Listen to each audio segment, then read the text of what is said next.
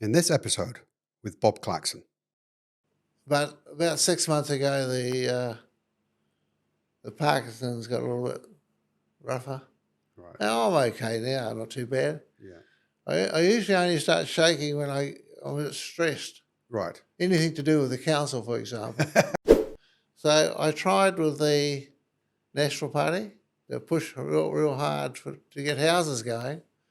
Well, I think they're bad as each other, to be quite honest. I shouldn't really say that, but we none of them have built houses that or had a formula for how they're going to handle it. I did.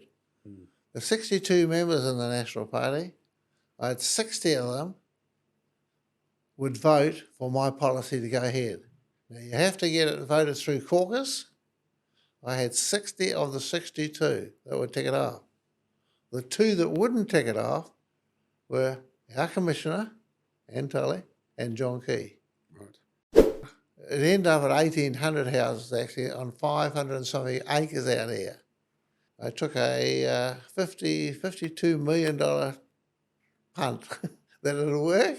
Right. And then the council wouldn't let me build them. Just don't know what they're doing and don't know when to do a good deal, you know. Let's see. Yeah. They said they didn't, one of the arguments they used all the time, they didn't have the money to do the upgrades for infrastructure, all that roads and sewage and all that. I said, hang on, I do all the sewage stuff, I do all the water stuff, I do all the power stuff. The only one I don't do is the road. I said, I'll tell you what, this is a big deal. 1,800 houses, it's a big deal. I said, I'll tell you what I'll do. I'll pay for the roading. It's going to be tough, but I'll pay. You will have nothing to pay. Nothing. You'll just ride up there with your truck and trailer and pick up the money from the rates. They still wouldn't do it. I was planning to do something decent shortly, actually. I'm not doing nothing now. Yeah. Along the lines of actually a museum or something like that. But I'm not doing nothing because there's a fair chance they might turn it into a cow shed later on or something like that. I mean, the Maryvale school there a few years ago, we decided that half the kids weren't getting a feed. It's pretty hard to get educated when you're hungry. So I talked to the missus and she went out and talked to a couple of married girls in that Maryvale area. And we decided we were going to do lunches for the kids. Yeah. So we made these lunches up. We went around shops and got all their leftover food and all that sort of stuff. And we used to charge each kid $1. And they got a big healthy lunch, believe you me. Yeah. The teachers had to pay $5 for the meal. We did that for about 3 or 4 months, and then the headmaster there, what's her name, Cincinnati or something, I can't remember now, she tried to stop us. I said, why on earth do you want to do that? We're doing something decent. I said, they've just got an award for it. They got a big award in Wellington for it. And no, we carried on. We finished the season, then we had to stop. Now she's gone into that headmaster now as a Minister of Education, for goodness sake. She's in there promoting free lunches. Hang on. You spent 12 months trying to talk us out of it.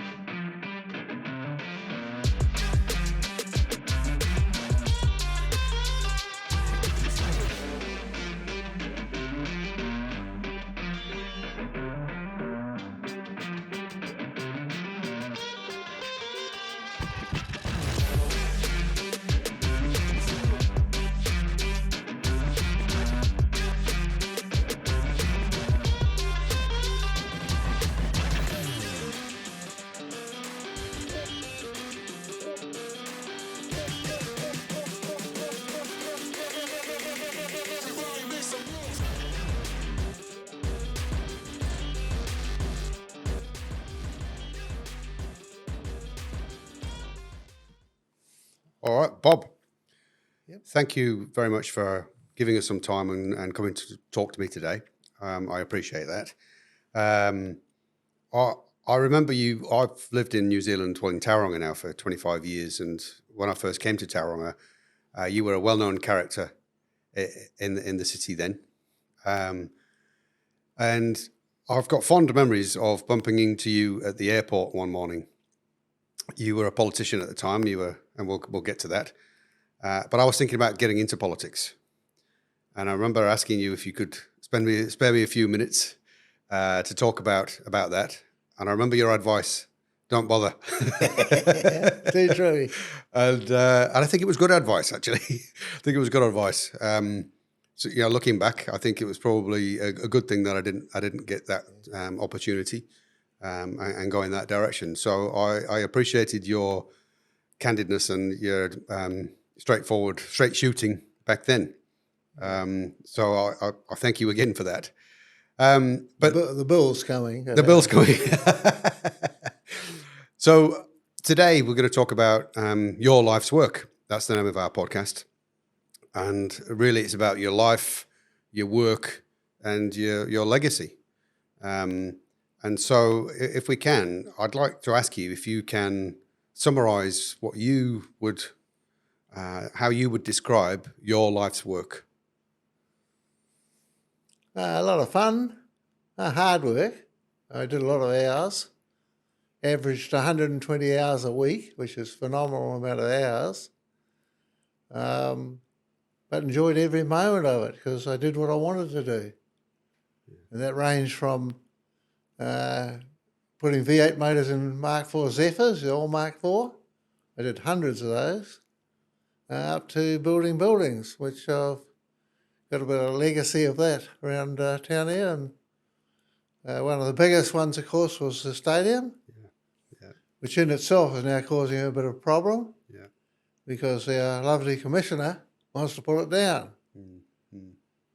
So that's generally what it is, isn't it? Yeah. No, and that's certainly what you're known for, isn't it? You got the name Bob the Builder. Certainly known for building lots of buildings, and we'll come to that if we can. But what I'd like to do maybe is start by going back in time to create the context for your life of where you've ended up and what you've achieved along the way by looking at your childhood. So if you can tell us where you grew up, what growing up was like, what kind of character were you, Bob, when you were a young fella? Well, one thing I've really enjoyed in my life is I always look for fun. If times are tough, try and turn it into a bit of a laugh. When you go and see the bank manager, try and get him smiling, things like that. And right back to my early days, and it came out when I did my maiden speech in Parliament. They give you 15 minutes. I decided I'd talk 7.5 minutes about me and 7.5 minutes about what I wanted to achieve in Parliament. And the speech, if I can do a little bit of the speech, was I was born in 1939 as a male, and I've stayed that way all my life. That got the Parliament laughing a fair bit. And it went on with funny comments like that right at the start and right through.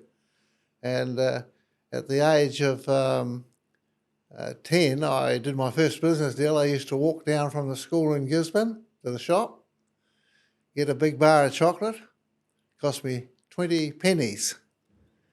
And on the way back to school, I'd break it in half. I'd fold the ends in neat and tidy. And when I got back to school, there was a lot of little rich kids there. So I'd sell them half a bar for 20 pennies, making 100% profit, which proves, of course, that I'm good at mathematics. The only problem was that I ate the profits. And in Parliament, that sort of went down with a bit of a laugh. And then when I got on to the next part, which was, I hope my wife's not listening at the moment, by the way, but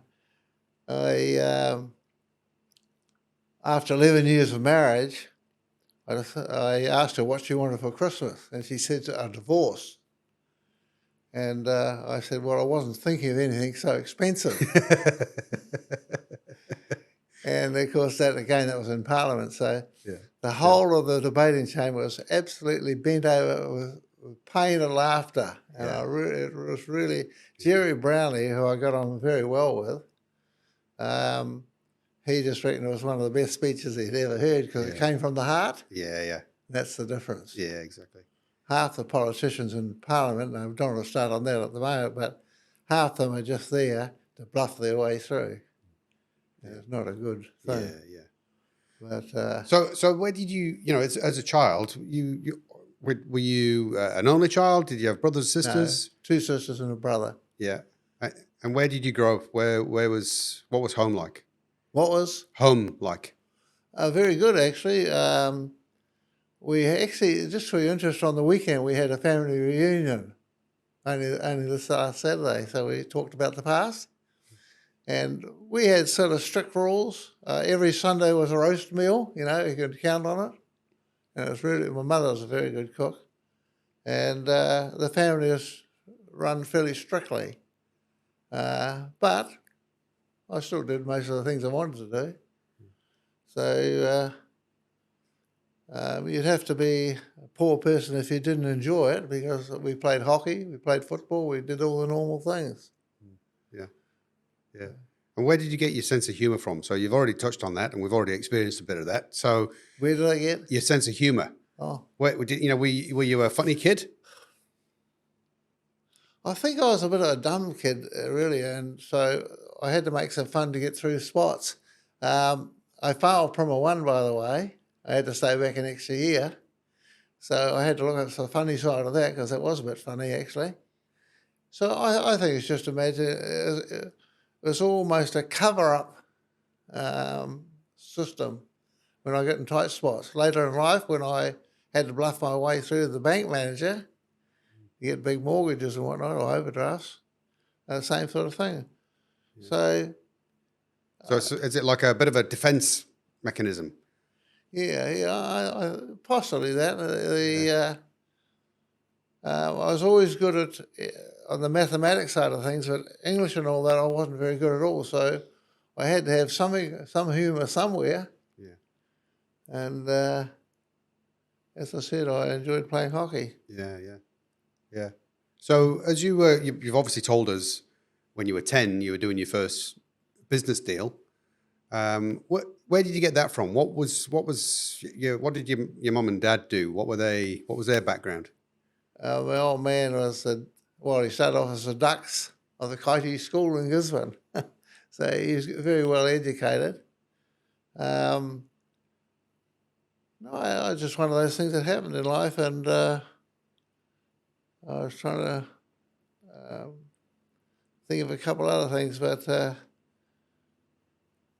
what did your dad do? What was he do for a living? that's what I was going to say. I always had a desire to save money, and that's what led on to other things, and that was that's where that school thing comes from. Yeah. And so forth and so forth. And I went on doing that all the time. So, Did you like in your home life with your parents? Did they have a lot of money, or did they not have a lot of money? What was like? no, we had a small farm. Yeah. It was only about 30 acres. It Yeah. was town supply for Gisborne, supply for milk. Yeah. And we worked hard because we had to hand milk the cows for a fair few years. Yeah. Till they brought machinery out to do it. Yeah. And So did that give you as a kid? Did you sort of think that I actually need to look after myself, so I need to be able to earn money? Was that a driver? I think I'll explain. I'm stuttering a little bit, and the reason I'm stuttering is that my great-great-grandfather had a gold mine, and I was wondering how I could leave that out of the conversation. Right. On the money side of things. Yeah. In actual fact, I'll just talk about that for a second. Sure. I used to think it was family folklore about this gold mine, how family stories get bigger and bigger and bigger. And so we got in the car at Christmas and went up Thames to find this gold mine. lo and behold, there's a sign on the side of the section, Clarkson Gold Mine. It's the highest yielding gold mine in the Thames Valley area. Is that right? 5 million ounces of gold in the period they were there. Wow. That's a lot of gold in the old days. Yeah. And so we had a look around there, and I always wanted to go back with my digger and do a bit of digging. And it's the one thing I've missed in life. If I had 20 years back, I'd go gold mining. Yeah. It's not the desire to get rich. It's the desire of achievement. Yeah. There's nothing better than filling a 44-gallon drum up with gold. Yeah. Yeah. So I slipped sideways a bit there, but generally there's an achievement desire there, which is effectively money. You earn money, and money records how well you achieved. Yeah. I mean, that's what it does, doesn't it? You add up the end of the year, end of the month, whatever it is, how much money you got, Yeah. and that's how much achievement you had. Yeah. But I'm not against giving money away, and I have done a fair bit of that in this town. Yeah. So it's not being a matter of being an old Scrooge or anything. Yeah. It's more about achievement. That's right. Knowing that you're working hard and getting results. Driving in the car with my kids past the stadium for the racing and football, I mean, that was a real achievement. We built that thing, holds 15,000 people, and we won the Ranfurly Shield, if you remember, which was amazing. Yeah. We held it for one thing, we've held it. Yeah. And then the Stockhouse course, we had crowds up to 15,000 at the start there. Yeah. That's big crowds. Yeah. We flew plane loads of racing cars in from the States in Russian Globemasters. A lot of people wouldn't know that. No. Raced them here. Yeah. So it's quite an achievement. And as I said, driving past there, Yeah. Dad built that, Granddad built that, whatever it may be. Yeah. That's got to give you a little bit of a laugh. Yeah. And well, a bit of pride as well, right? It's got to be a sense of pride is, about looking at what you've built, and if there was nothing there, and then you've built something like a stadium, that's a significant achievement. Well, I drew that myself, and a lot of the steel was made by my own guys. Yeah. And a lot of it was done by Thorpe Engineering in town here. But so I did all the drawings for it. So I mean, I used to wait till 2:30 in the morning drawing up plans for the next day. Yeah. So it was quite a job. Yeah. And I'll just diverse a little bit. I went for my driving license yesterday, and you got to do a memory test. And they ask you stupid damn questions. I don't know. See, I'm getting good now on this thing. I'm not saying bloody questions. But at any rate, they ask you questions that don't make much sense. And I said, well, ask me some questions about the stadium. I'll tell you everything. How many bolts you used to bolt it together? 222,000. Yeah. How much timber on the decks where you stand or sit when you watch your sport? It's 55 kilometres from here to Rotorua. So those things, because I was doing those, and it's easy to remember. Yeah. But to ask me to remember somebody's address, 5 minutes later, it's just dumb. Yeah. But whatever. Yeah. Okay. So can we go back a step? We'll come back to that stadium achievement if we can. But so when what age did you leave school, and how did you start work? What was that for you? But like in the old days, I was 16 when I left school. Yeah, but you could go straight downtown, and I wanted to be a fitter turner, engineer, and you can go straight in and get a job straight away. That's the way the market was in those days. Kids today are going to go through a rigmarole of can you use a computer, can you do this, can you do that? And then they do a question and answer thing about which way they sit on the toilet, if I may say. I mean, it's overboard. But if you want the best man, you got to do that. So life's a lot harder now for young kids than it was for me. I just had to go in there. We did night school for trade training, so you didn't have to do a whole lot of educational things prior to getting the job. You just took yourself along there, you presented yourself, combed your hair, and you got a job. So it was a bit easier on that side of it. But anyway, 16 years old, went into there, sat my trade exams, passed the whole lot, no trouble at all, and carried on. And when I was a tradesman, I left there and moved up to Matamata prior to coming to Tauranga. Yeah. So where were you before Matamata? Was that Gisborne? Gisborne. Yeah. Gisborne, good old Poverty Bay. Yeah. Okay. And so how long were you in Matamata for? About 12 to 14 years. Yeah. We had a business there selling tractors, farm tractors, Right. trucks and things like that. And then I started building buildings. I did my V8 conversions first, of course, to put V8 motors in cars. Yeah. But then we started building buildings in Matamata and then came to Tauranga. But I used to bring a van over with 5 or 6 guys in it. We drive over every day and do our work and go back home again. Yeah. And so I can proudly look at McDonald Street in the Mount. That's the first 12 buildings we built, all the buildings in McDonald Street. Right. Yeah. And I'll hasten to tell you that the price for that land was $9 a square metre, and it's now $1,000 a square metre. Yeah. That's how stupid the world's gone. Yeah. So when you were doing your V8 conversions, is that where you made it? Did you make a little bit of money out of that? Is that how you got into property investment? Yeah, lots of money. I was importing second-hand V8 motors and transmissions from the States, and I was bringing in 6 container loads at a time, 120 motors and transmissions, plus parts. You had to have a license to do it. Another foul up in New Zealand, but we won't go into that.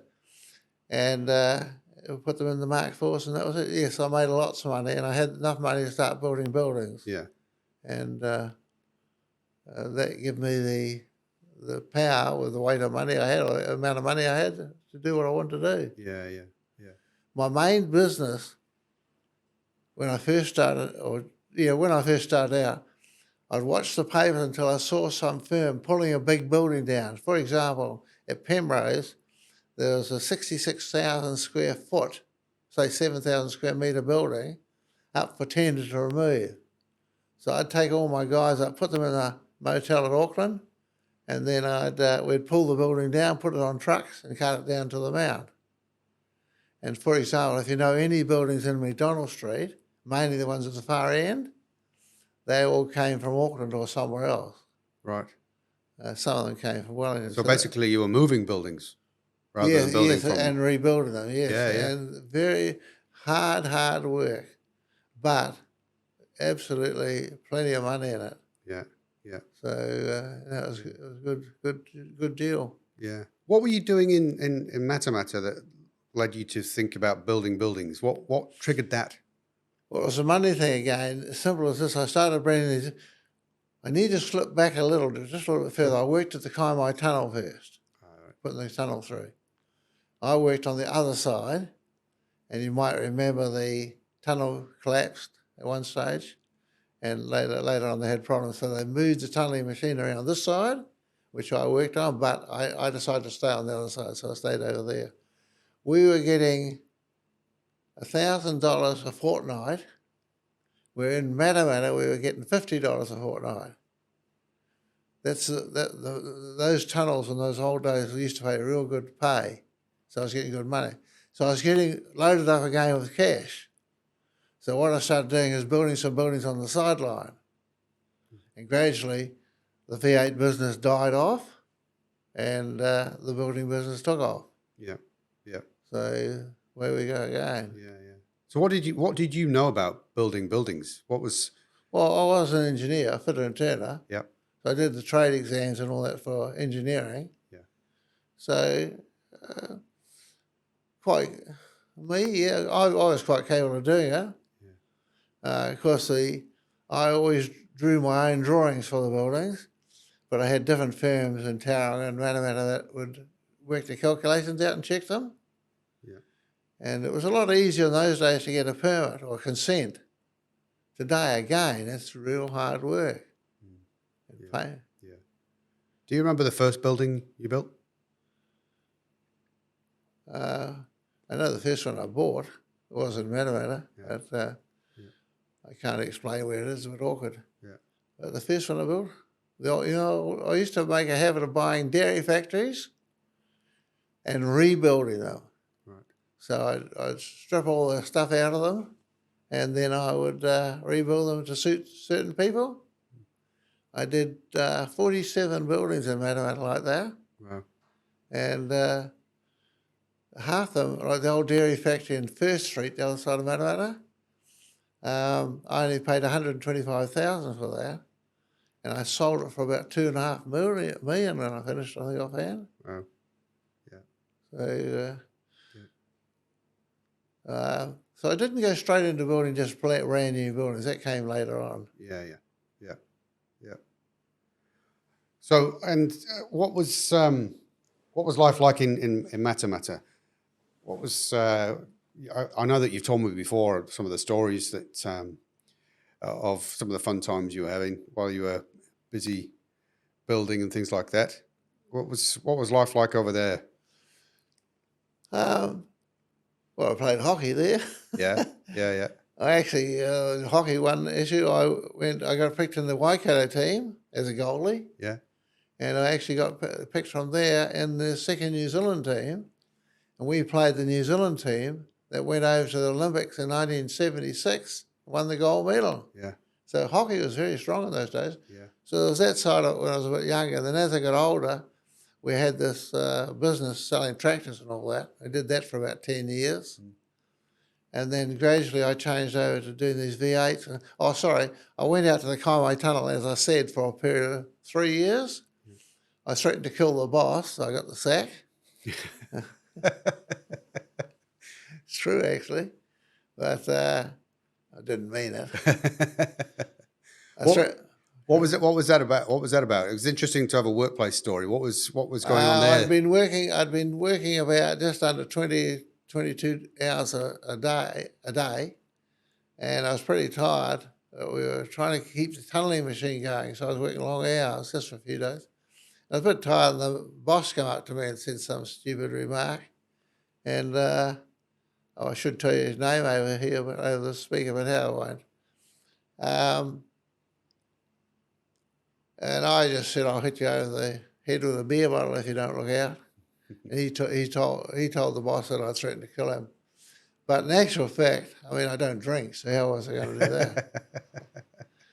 But anyway, I got the sack. So then I had to make a decision, and that was a key spot in my life.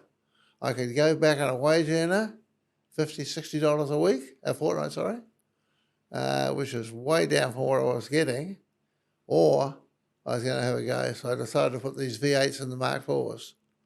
Applied for a license to import V8 motors and got it. Yeah. So the next thing I had to go over to the States to pack containers with V8 motors. But I'd never been on a plane before. I didn't know what LA meant. Yeah. But we went over there and got a load of motors, brought them back and did our first lots of V8s and Mark IVs and made lots of money. Yeah. And is that how you had to do it? You had to go physically over there yourself and buy them? If you want to get a good deal, because I don't want to rubbish Americans, but they're a bit hard and a bit tough. Yeah. If you give them a chance, they'll rip you off. Yeah, yeah. It's sad, but that's the way it is. Yeah. And that turned out well, didn't it? So that extremely well. issue with the boss and the mine led to something good. Yeah. So how long were you in Matamata after you moved to Tauranga? What was how did that come about? We travelled backwards and forwards to Tauranga to the Mount site. Yeah. For 5 years, and we would have built about 5 big buildings. On that one side over there at McDonald Street, we built 12 buildings. Yeah.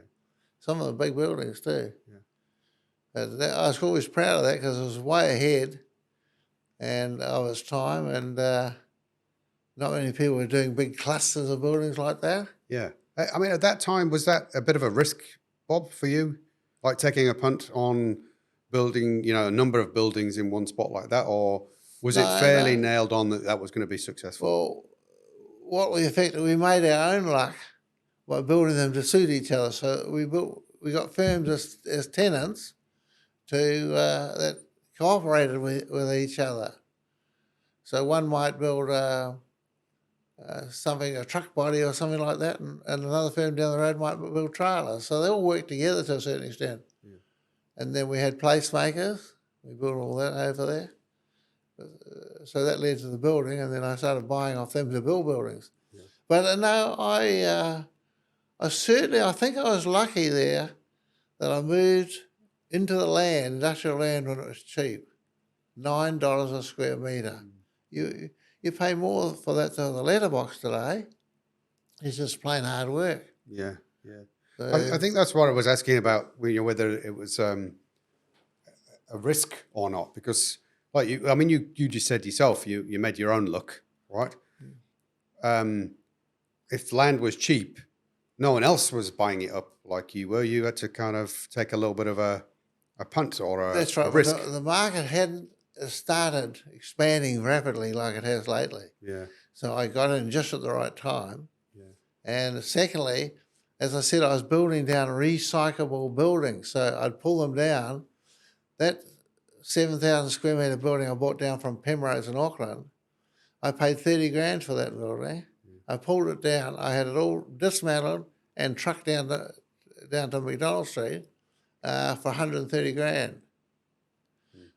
I spent about another 100 grand putting it up, because we put it straight back up again, exactly the same. yeah. And kept it for about 10 years and sold it for $5 million. Wow, So, good return. yeah, it's got a buck there. Yeah. Yeah. I think it was a very, very good business I had there. Again, I say it was hard to work, Yeah. but never been scared of work, really. No. Yeah. So what was next after that then? Where you We went went McDonald Street? Yeah, we finished off there. I think we did 12 buildings all told there, so some of them quite big ones, as I said. Yeah. Then we moved over to Malini Street out to Girton Way, Yeah. 22 acres there. I bought that for $3 a square metre. Wow. It's just dream stuff. Yeah. How long ago was this? What year was that? I'd be hard pressed to work that out. Yeah. Maybe 30 years ago, 25, 30 years ago. Yeah, 30 years ago. Yeah. So we did a whole bunch of buildings there, put a road up through the middle, and kept them for a while. Always try to keep my buildings 10 years, because tax-wise, you don't pay tax on a building after 10 years. Right. So you got to play the game a little bit. Stupid rules, but hell, that's the way it is. Mm. If you make money, they should tax you, shouldn't they? Yeah. I think they should. Yeah. But hell, that's how it goes. So we finished that one. Then we went back to Aviation Avenue over by McDonald Street. Mm. And I did a fair few buildings. I leased the land off the airport. I think I had 37 acres altogether. Mm. And then I built all the buildings down there. And where'd I go from there? I think I went out to Tauranga industrial area Yeah. and started building full time there. Yeah. So, how many buildings have you built, do you think? Have you got any idea? I'd be absolutely guessing 12, 36. Oh, I don't know. 80, I suppose. Yeah. Some of them are bigger, I don't forget. Yeah. We're just finishing 2 buildings off now, 8,000 square metres each. Yeah. That's fairly big buildings, Yeah. Can I ask you, Bob, how old do you mind sharing how old you are now? Well, last week I thought I was 85, but I found out I'm only 84, so I feel good now. Oh, yeah. So you've gained a year. Yeah, 84. And you're still building? You're still I've going? slowed down a bit now. Yeah. Sold my big digger. It's a 55-ton digger. Yeah. I used to enjoy driving that. I could chuck the phone away Yeah. and sit on there all day Yeah. and have a lot of fun, I thought. Yeah. But about 6 months ago, the Parkinson's got a little bit rougher. Right. Now I'm okay now, not too bad. Yeah. I usually only start shaking when I'm a bit stressed. Right. Anything to do with the council, for example. Yeah. Yeah, Yeah. you know. Yeah. So you're slowing down, but you've not stopped. You're going to keep I'd going. be building buildings tomorrow. I've got 5 big buildings, one of them 15,000 square metres to build. Right. Right. But I can't build them because the land out there is too expensive. Is When this in Tauranga? Yeah. Yeah. When I went to Tauranga, I hope I'm pronouncing that right, Yeah. we were paying about $170 a square metre. Mm. It's now $750, only 3 years later. Yeah. That is shocking. Yeah. That is destroying the industrial base here. Yeah. It's really terrible. So all these tenders that I've got lined up, I can't build buildings for them. We can't make them survive with the cost of the rent. Yeah. It's Yeah. crazy. Yeah. Yeah. So just on that point, Bob. So is that been your kind of pattern? Do you get a tenant before you build, or are you building and then finding a tenant? When I first started out, I made a couple of rules.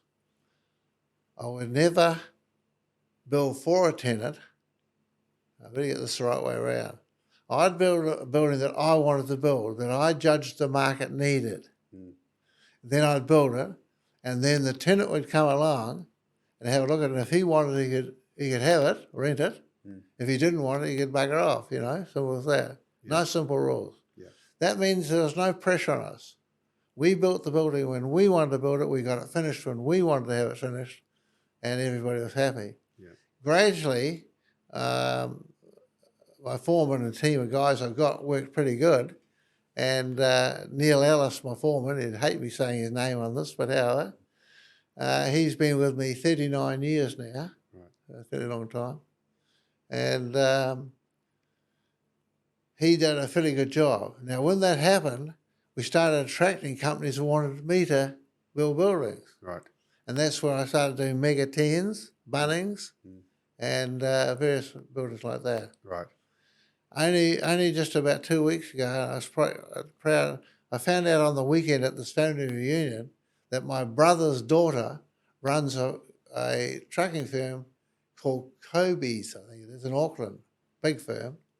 And they were talking away there, and they said they needed to get a building in Tauranga.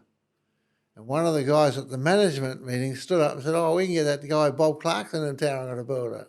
Yeah. Yeah. That's a fair bit of pride there. Yeah. Exactly. Yeah. And my brother's daughter, she heard that and she nearly fell out of the chair. Is that right? Yeah. But we can't build it now. Land's too dear. Yeah. Yeah.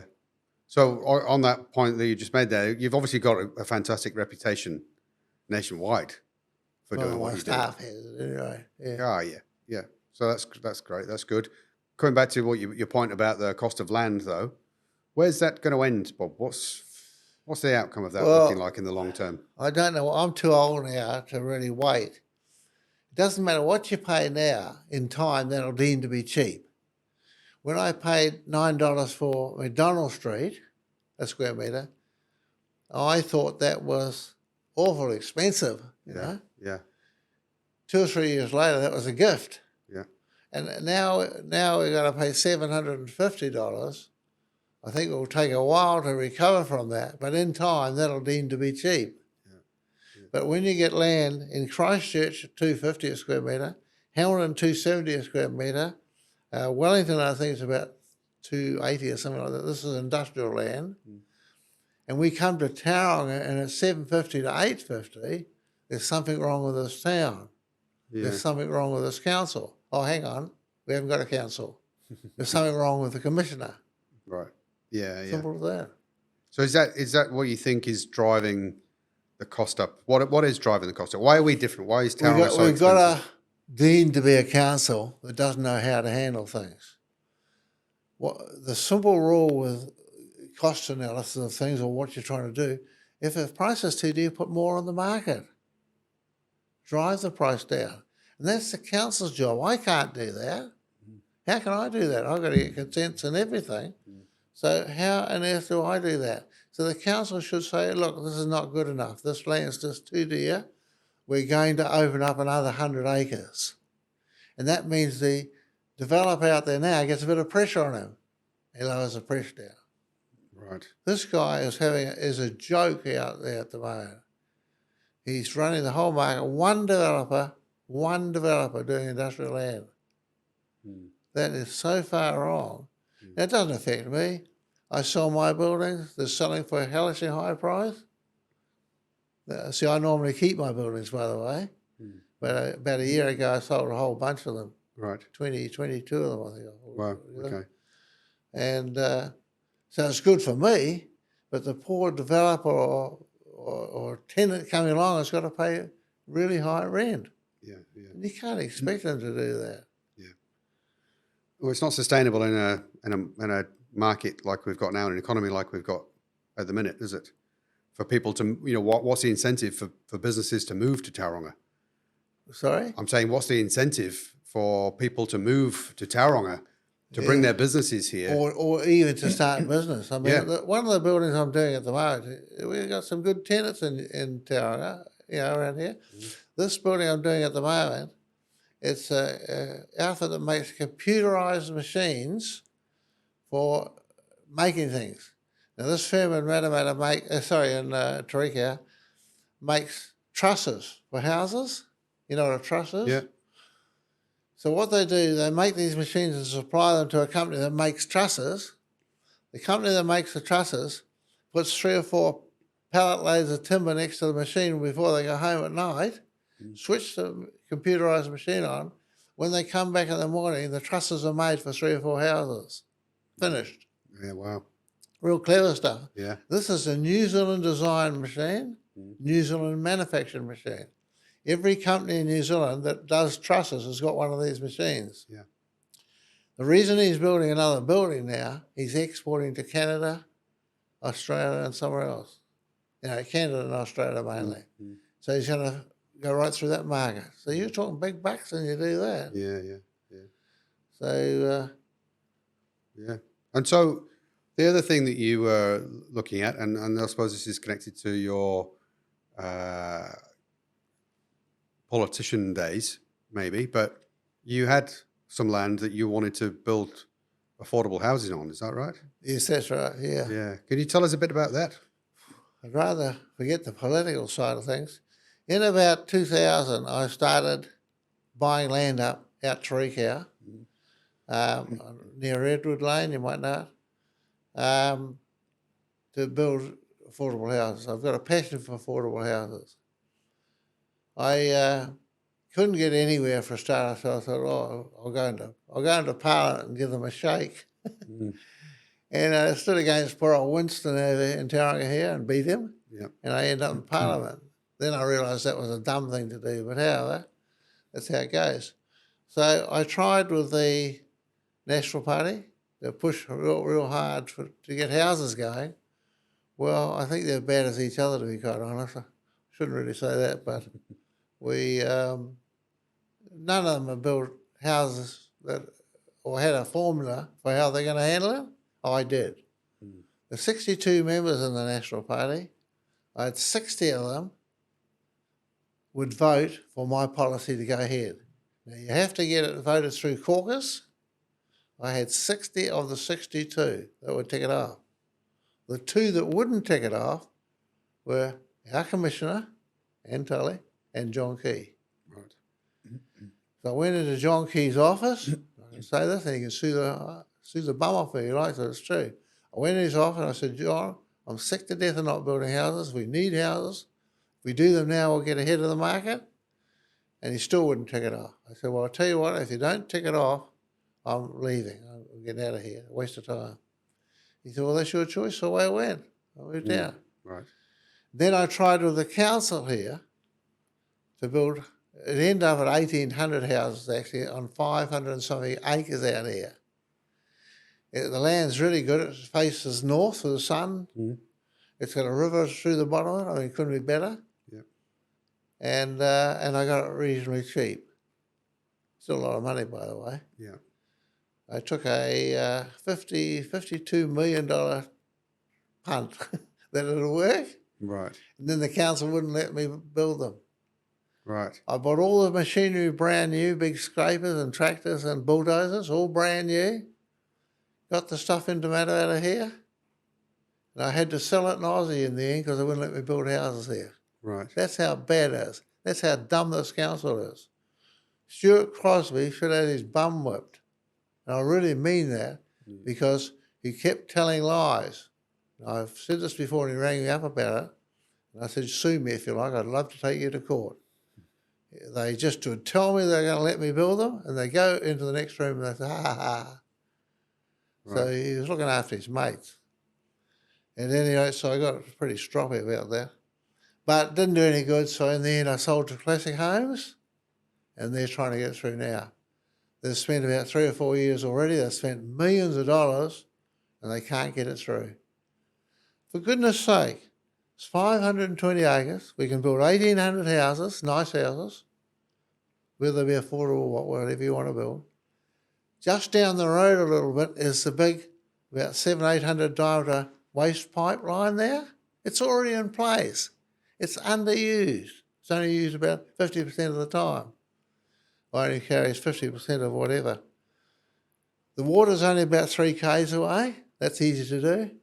And then a few big roundabouts at Redwood Lane, Cambridge Road and Gargan Road. Big roundabouts. They do that in Aussie. Yeah. Don't worry about these flyovers and all that. And we could have that up and running. They fought and fought and fought, and they just wouldn't give in. So I spent about $2 million, and it's just wasting money. So now I got poor old Classic Homes having a crack at doing it, and I feel sorry for the guy because he's not getting very far very fast. Yeah. I actually put a deal to the council in writing by my lawyer that they said, oh, you're just trying to make a lot of money. I said, that's my choice, not yours. If I want to make a lot of money, I must go broke because I won't sell anything. You got to sell things at the right price. You have to sell them. Yeah. So I said, I'm going to do a deal. So I went away and I put a deal to them that said that I would build 500 houses, land and the house, 3 bedrooms, car shed, $350,000. $350,000. Yeah. I'll guarantee to do those in writing. You give me the consent to get started, and I'll build those right from the start. We'll do those 500, which I was going to lose a bit of money on it, but it would have stimulated the whole project, you see. Yep. And they still wouldn't do it. And that's in writing in their minutes down there. What's the reason for that then? From your perspective, Bob, right? Obviously there's always different sides to an argument, but what's your understanding of why they didn't want to do that? Because clearly it's an issue, isn't it? You know, we haven't got enough houses. It's just ridiculous. I gave a speech out the way there to a fairly big crowd, and one of the things I said that it smelt of backhanders. The consents were going out to Matamata to certain people, flat stick, nothing were coming our way.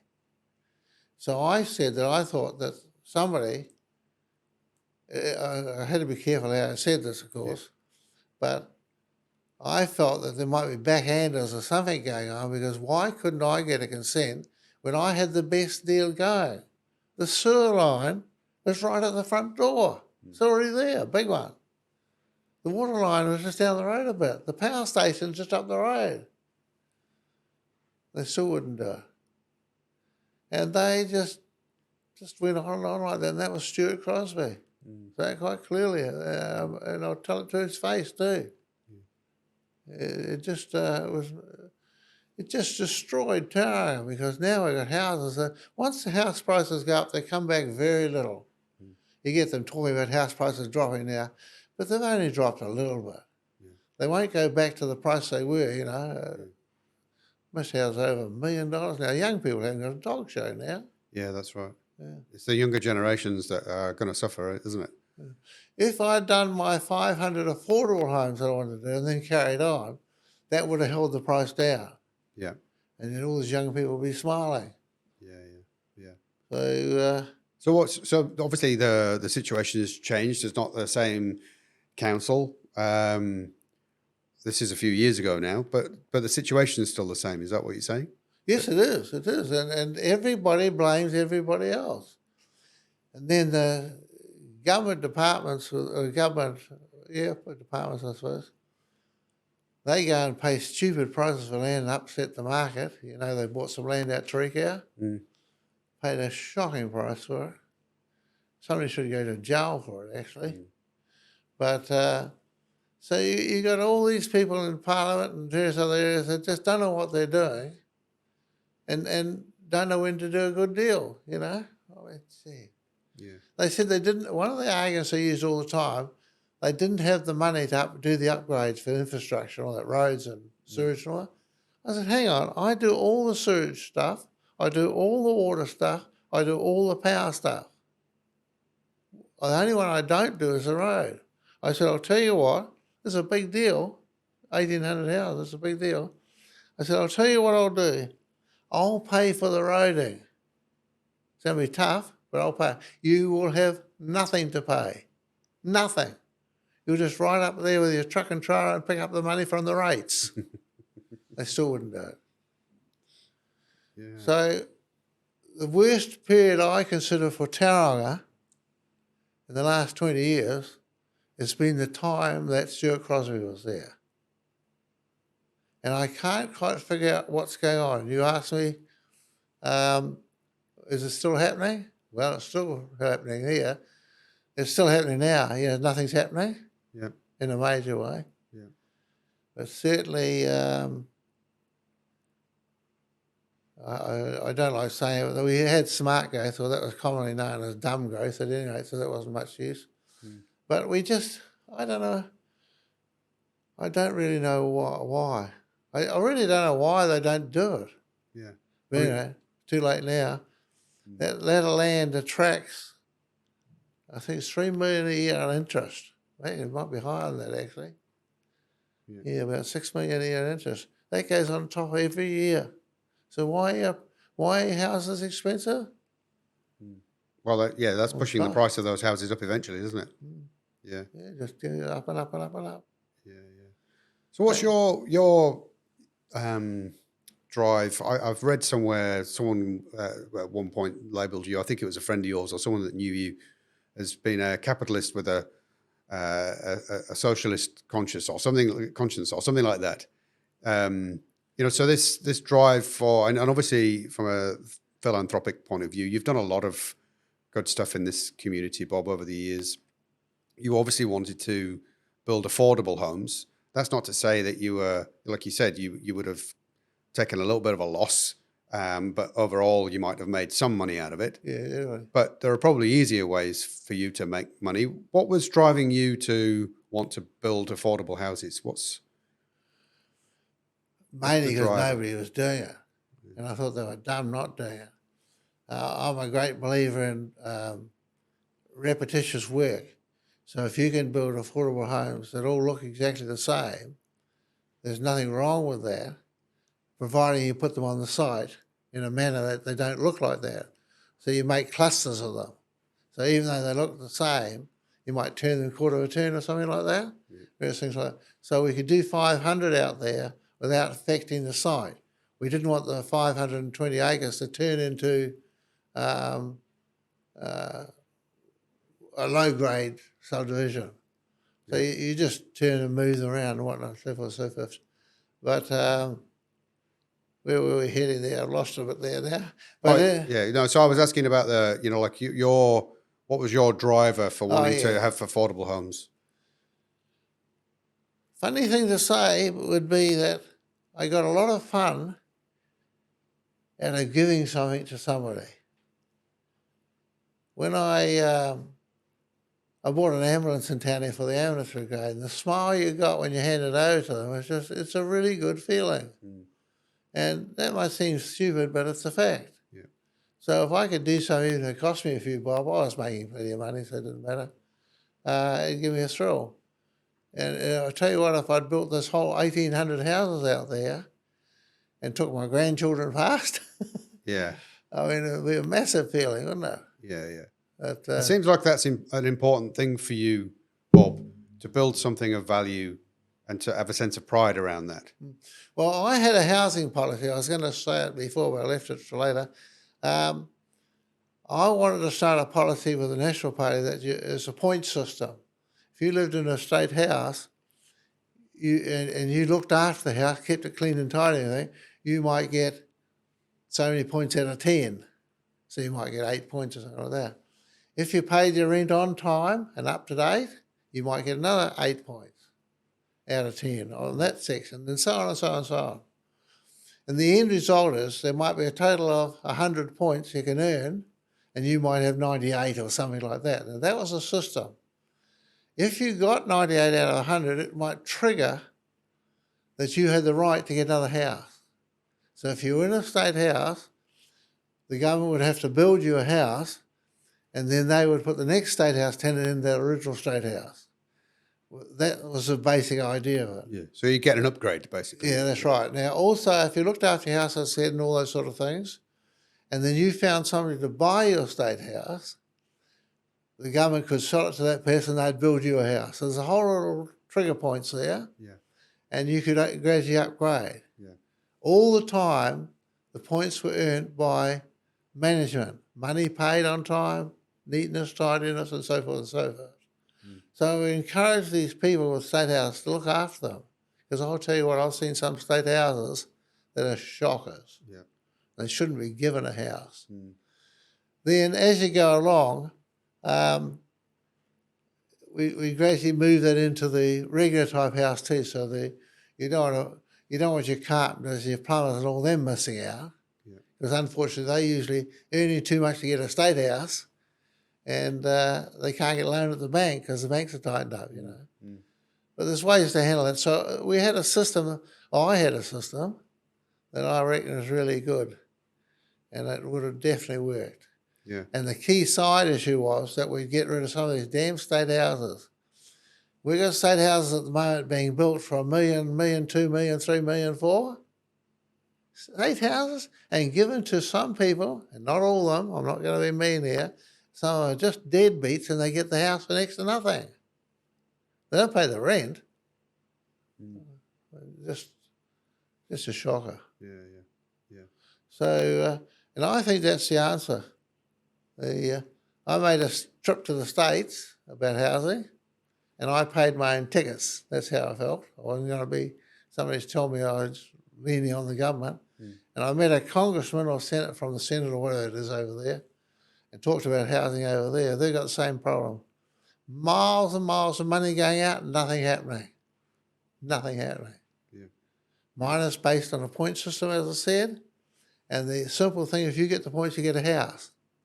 If you don't get the points because you're rough on the house, you don't pay the money, you're not getting a house. Yeah. So we don't have all this money disappearing.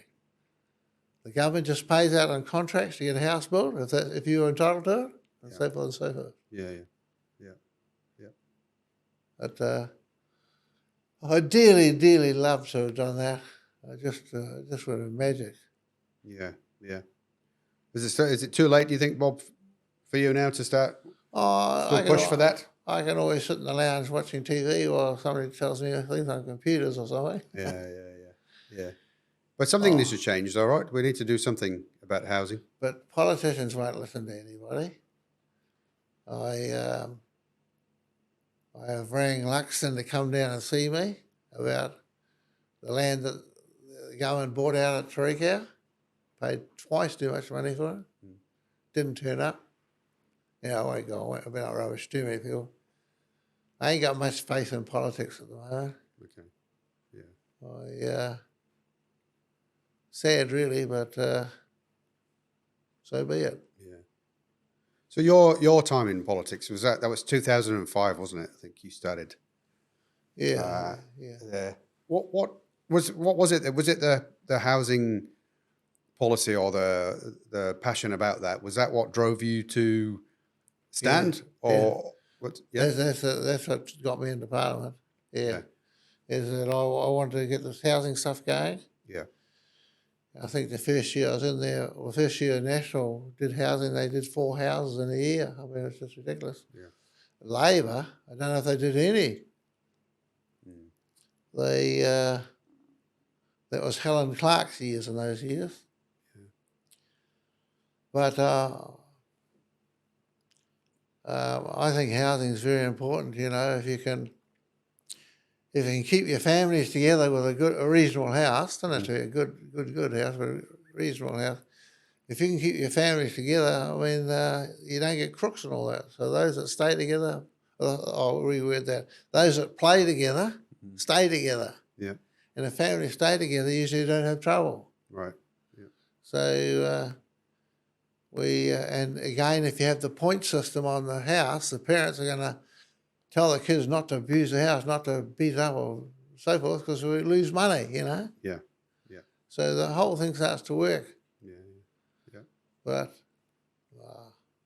yeah. So how did you find your time in politics? Was it frustrating? yeah, after the first 12 months, I realised I shouldn't have gone. Right. If you're not in the top 3 or 4, you might as well not be there. Right. And I certainly wasn't in the top 3 or 4.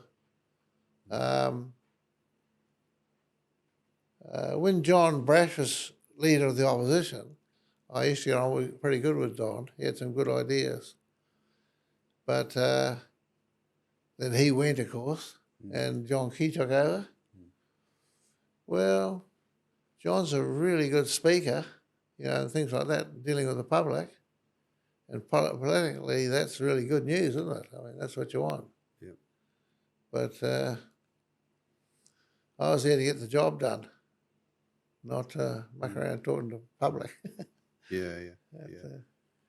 Yeah.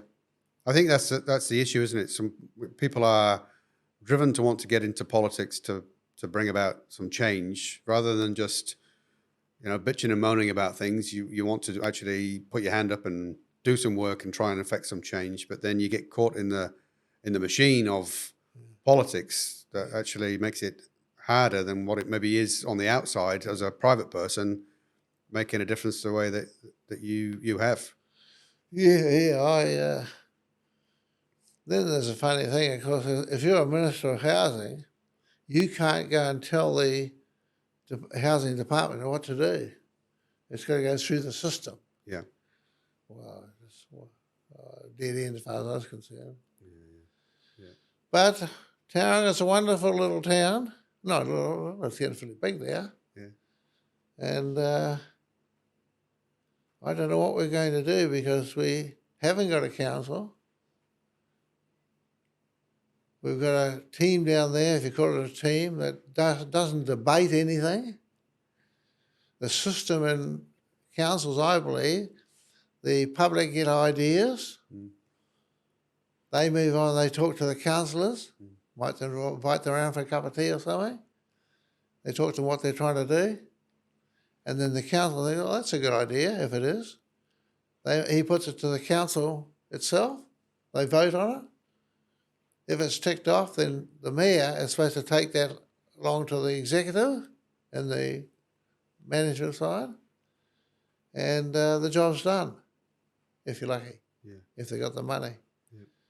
Yeah. Our whole system broke down. We got people polarising on their own thing, and end up with some arguments. But we haven't got that debating system now, though, have we? Doesn't matter what happens now, there's no debating. We've got one person makes their decision, maybe 2, and that's it. So that's not working. So we need to get rid of the commissioner. We need to get a council back in place. And I'll maybe talk later on about tolls. Remember about tolls on the roads. But we need to get that all sorted out back. And I want to talk to Clarkson, and I'll simply put my name out there that if you don't vote, kick that commissioner out, well, sorry, you won't be in the tower in the future. We'll put a campaign out to beat the National if we have to. And that's the fact. I think it's that important that we get our council back and get the thing working as it should be working. Yeah. What was your opinion, just as a little an aside then? What was your opinion on the council that obviously got, um, when the commissioners came in, it was because the council wasn't working well together. What was the cause of that? I mean, have you got any insight into why that was? What were the problems? Because clearly there were problems, and it wasn't Too an many effective strong council. personalities. Right. I don't want to put names over here at this stage, but No. we had people that couldn't tolerate somebody else's opinion. And there's a few of them there. So you had these clusters of councillors, Yeah. and nobody would agree with each other. Yeah. I have one of the rules I have in life. If I get a problem with a tenant or something, and I tell my foreman as well, just simply get away for half an hour from the argument. Yeah. Go and sit in the office or have a smoke, have a cup of tea, have something. And then what I want you to do is jump the fence. Get on the other side and look at his view. Simple as ABC. Just put all who is arguing with you, put their views in your mind and see what you think. If what they're talking about is a bunch of crap, well, you go and tell them. But you just might find that they've got a good point. No arguing. Yeah. So I think that's the answer. But in our council, we didn't have that. Everybody had their fixed idea, bang. I know two of them are very strong-willed. Yeah. And nothing happened because they wouldn't give in. Yeah. It grinds to a halt. Yeah. In a council, usually the dream is that you go to a council with an idea and there's a 50-50 chance of getting it through. Yeah. It's not 100% because somebody's going to think different from you. Yeah. So that's what you got to tolerate a few kicks in the mouth, kicks in the teeth, or whatever it may be. Mm-hmm. You just got to tolerate it. Yeah. And I myself couldn't deal with the public if I tried. So when I was going to do housing for National, Phil Hetley was the housing minister, and he was dead scared that I was going to pinch his job. So I went and saw him and told him, I do not want to be the minister. I want to run the project, but I don't want to be the minister. Yeah. So you run on and you keep dealing with all these little public people, and I'll get some houses built for you. Yeah. But I couldn't get it through. Yeah. So, Yeah. yeah. So what's obviously at the minute we haven't got a council, as you've said. We've got commissioners, and going back to your stadium, there are a few issues from your perspective with what's going on with that at the minute. But before we go there, can we just nip back to when you built that stadium? Is it like 20 years ago now, I think? 20 years, yeah. Yeah. So how did that come about? I'm interested in why did that have to come about? Why did you have to build it, Bob?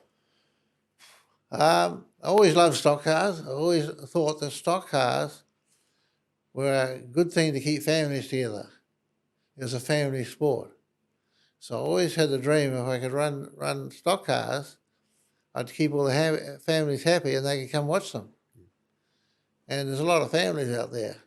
There's a lot of families that can't afford anything more expensive, So that's how it went. So they had just pulled the stadium. Do you know the stadium used to be over the road? Yeah, before I got to Tauranga, Yeah. Yeah. Well, they pulled that one down for some stupid reason, and they were without a stock car track. So the Hot Rod Club, I think they had about 90 grand. They spent that in 5 minutes on trying to get a consent for a stadium somewhere. They couldn't get one. So I went along to them and I said, well, I'll tell you what, I'll give you 500 grand, no issues, no repayment, no interest, no nothing. It's yours to get one going. I've got to figure slightly wrong, but initially I gave them a little bit less, but nothing still happened. So I thought, oh, beggar it. So I took the 500 grand and I said I'd build it myself. They agreed with that, signed all the papers, and I found that land where it is now, and we started building. We were supposed to build a stadium with just, 5,000 seats, track, bit of a fence, and that was it. But every time I worked it out, it was better if I made it bigger. So I ended up doing, 36 corporate boxes, and put a roof on part of it, and various things like that. So it just got bigger and bigger and bigger. And at the start, it was very, very successful. 15,000 people. Mm. That's a big crowd, you know. Yeah. And then the football, of course, we got the same, 15,000 for that. Yeah. I used to buy Aussie games. So if a team in Aussie wanted to play a New Zealand team like Waikato, pre-practice, pre-season, Yeah. they had to play somewhere. And whoever got the game had to pay $12,000 to get it. Right. So I used to pay $12,000, and the Waikato team would come over here and play the Aussie team in my stadium. Yeah. The Waikato executive reckoned I'd lose money. I said, well, welcome. Come over. I'll give you a corporate box. You can stand there and drink our food and drink our booze, and we'll see how things go. I won't bore you to tears and go on and on and on, but when they saw the people coming in the gate and the numbers went up and up and up and up and up, and we ended up getting just under 15,000 people, we covered our 12,000 about 6 times over. They said, we don't know why we don't play all the games here. But that's how good it was at the start. Yeah. And then it came to the stage when rolling on quite nicely, my office girl, Sharon Jackman, she was running the company along with Peter Harford. You might know Peter. Did a very, very good job, had his heart right in it. Yeah. Things were rolling on pretty good, and then the council come along, and Stuart Crosby said that the council wanted to buy the building, not the land, they owned the land. Yeah. And I said, why on earth would you want to buy something that's very successful? It's a community thing. It's running good. We're getting big crowds. We're getting a lot of interest in the football, a lot of interest in different things. Why would you want to buy it? We like control. I said, you guys are nuts. You know, they pounded me for the next 3 months. And in the end, I said, I'll tell you what, I'll give it to you for half price. I didn't want to charge the full price because some people in town must think I was making money. So I said, I'll give it to you for half price. So I bought the whole thing for $24 million and I sold it to them for 12. So they got a good deal. Yeah. And they proceeded to wreck it. Oh, they did a lot of stupid things. But at any rate, now it's struggling. It'll come back a little bit when the money gets better. You know, there's a bit of a struggle out in the economy at the moment. Yeah. But why? I still ask the question, why would you buy it? Why not just let me carry on? Yeah. That's crazy. Yeah. But that's how it went. Yeah. So they got it. And what's the current situation with it now? There's talk about. I see signs around town saying "Leave our stadium alone." And well, of course, the commissioner and a group of people, whatever you call them, are trying to change everything around. They want to pull the stadium down. They want to move the debt pole out there. They want to move croquet, if that's how you say that, somewhere. I don't know where that's going. They've got a running track at the Domain at the moment that's world class. They're going to move that somewhere else. This is going to cost the ratepayer a whole lot of money. Unbelievable amounts of money. They talk about a new stadium at the Domain here to replace that one. They're talking 150 grand. The experts are talking more like 250, sorry, not grand, million. It's shocking stuff, and your rates will go through the roof. So they decided to have a bit of a protest, as you might know, about 2 or 3 weeks ago there. yeah.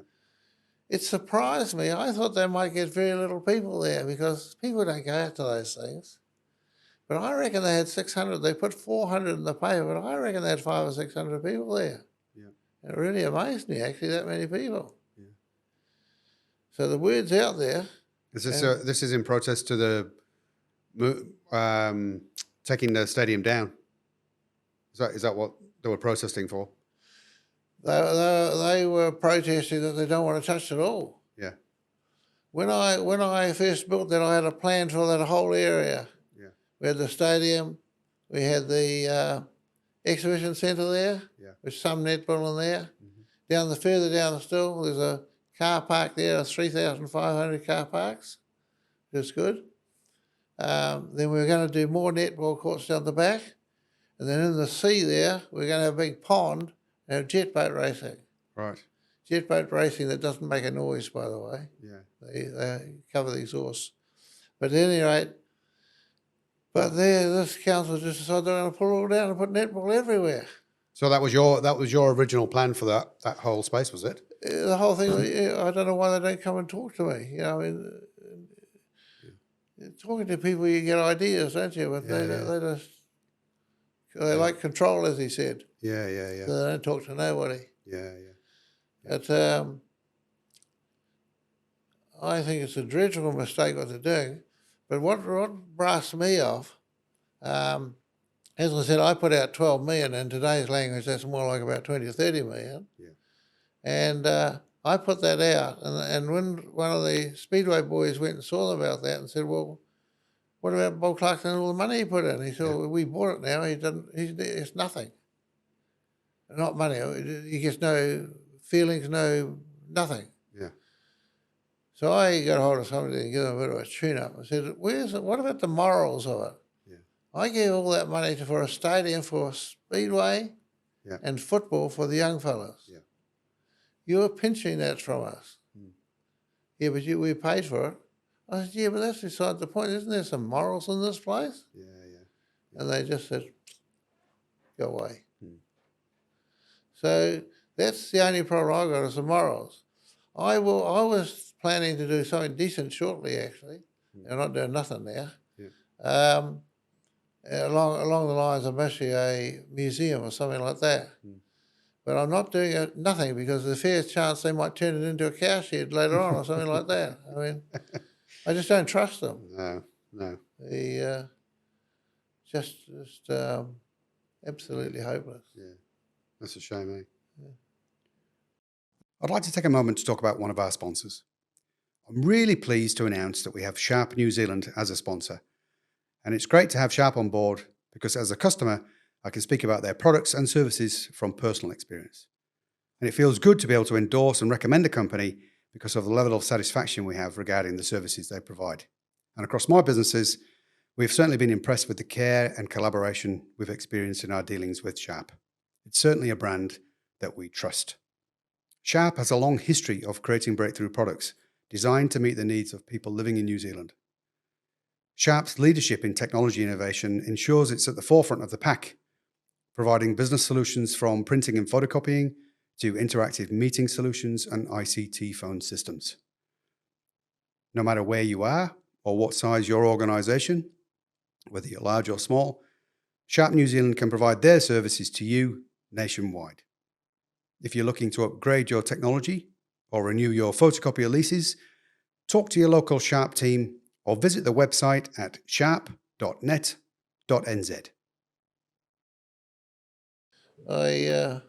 As I said, I have a love for the town. I have a love for everybody that likes the town. We don't want fighting here. Yeah.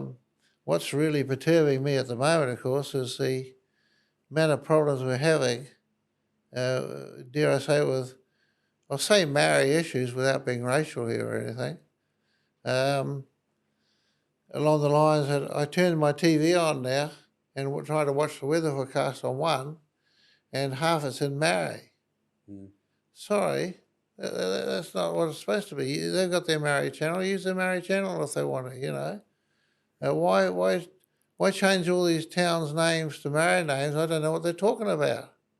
So I've got to turn to Channel 3, I think it is now, to try and get a program in English. Gosh, I've been to the States many times, and they have a Spanish channel over there because a lot of Spanish speaking people in the States. Yeah. They can have the same here if they want to. Got nothing against that, but don't pinch our channel. You know, a little bit's okay. So there's a lot of that going on. I think some people are getting quite peeved off about that. So we need to deal with that issue in quite a big way. There's some things I said to you before. I've got nothing against treaty claims if they're genuine and justified. The Mount, for example. There's a few other I could quote, but I won't bother. But we've certainly got to deal with the issues. Out of the 520 acres at Tauranga, I tried to get that through the system. You can build houses there, as I said. And one of the things I had to do was archaeologically, I had to get it checked. So I paid a guy in the group out there, the Maori group out there, to go and do that, write it all up, fill all the forms in, fill all the spots in, and give it to me. And he did that, come to home. He said, that'll cost you 25 grand. So I paid him the 25 grand over. 3 days later, one of the senior Maoris come along and said, well, he didn't have the right to do that. You shouldn't have paid him. Well, I couldn't believe that. I thought they would have got the money back, but they didn't. And so now here's the guy that's got the land off me now. He's got to go through it all over again. I mean, there's things like that happening. That somebody's got to have the guts to stand up and deal with it. Yeah. And so it's not good. I got 2 treaties at home. I got a copy of the Treaty of Waitangi, which is they use now, and I've got a copy of the what do they call it? I forgot the name of it now. The first treaty that came. Well, it's supposed to be the first one. Woodhouse, I think it is, or something. I can't remember now. In the first one, it says that we will go forward as one. That's the main feature of the whole treaty. The second one talks about trees, fish, and water, and God knows what else. So obviously, the second one was copied by the Maoris because they lost the first one. They lost it for about, I don't know, 60 years or 50 years or something. They found it, and now they won't use it. So when I went into Parliament, one of the first things I asked for was a review done on which treaty we should be using. I was told to sit down. I think we need to clarify that this is going to go on and on forever. We've got people, what annoys me that real badly, we did a study when I was in Parliament, a lot of money goes to the Maoris, but where does that money go? It doesn't seem to go to the people that need education and all that. Shouldn't they be handing some of that out to the young pupils and all that? So there's a few issues around that I'm a little bit almost fed up with. Yeah. I got Maori guys work for me. Yeah, they make remarks sometimes, but they're good guys, no problems. So you don't feel at the minute that we are one people.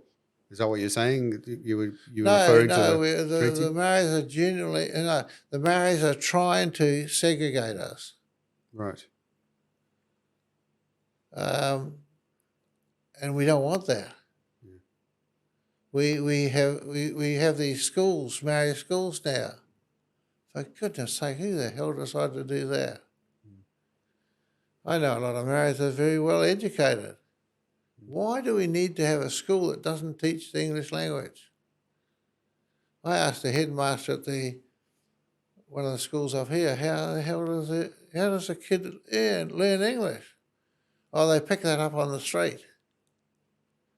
They teach them the Maori when they're, what do they call it? Full immersion, I think they call it. Right, yeah.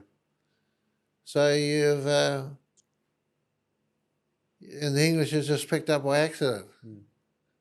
Does it make sense? Yeah. Doesn't make much sense to me. Maybe I'm a dumb bugger, I don't know. Clearly not. Clearly not. Just for your interest, I'll just tell you something quickly. The Maryvale school there a few years ago, we decided that half the kids weren't getting a feed. It's pretty hard to get educated when you're hungry. So I talked to the missus, and she went out and talked to a couple of Maori girls in that Maryvale area, and we decided we were going to do lunches for the kids. Yeah. So we made these lunches up. We went around shops and got all their leftover food and all that sort of stuff. And we used to charge each kid $1. And they got a big, healthy lunch, believe you me. Yeah. The teachers had to pay $5 for the meal. We did that for about 3 or 4 months, and then the headmaster there what's her name? Cincinnati or something. I can't remember now. She tried to stop us. I said, why on earth do you want to do that? We're doing something decent. I said, they've just got an award for it. They got a big award in Wellington for it. And no, we carried on. We finished the season, then we had to stop. Now she's gone into that headmaster now as a Minister of Education, for goodness sake. She's in there promoting free lunches. Hang on. You spent 12 months trying to talk us out of it. Yeah.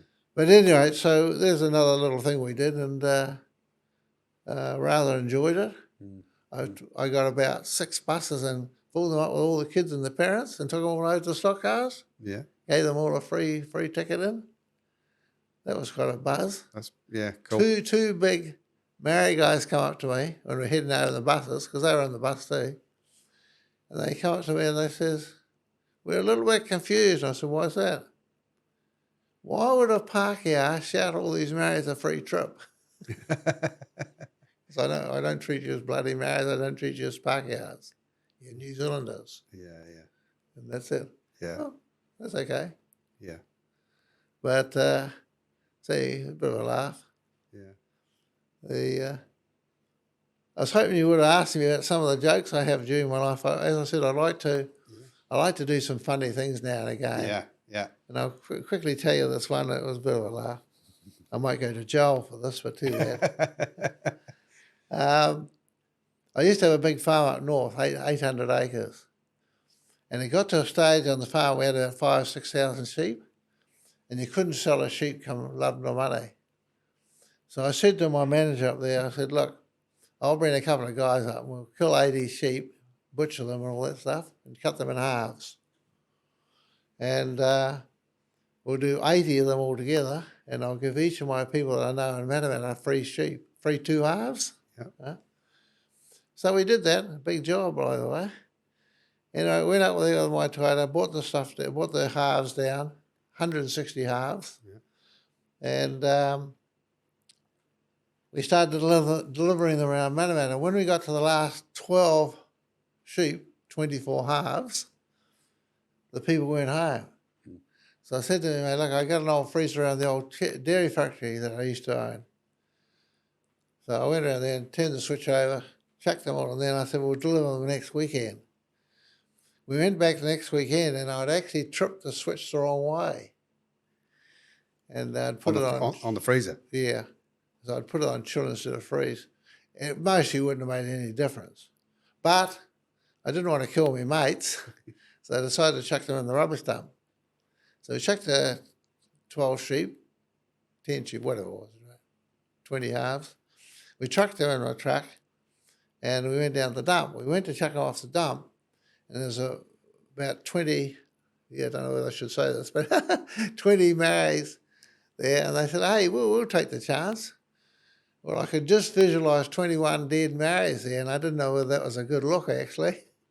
So I chucked what we chucked off, I chucked back on the truck and took them up the Kaimais until a road up there called Tauranga North. And we were looking for somewhere under the bush where the cows walk. You know, they leave it hollow underneath. You might know that, but anyway.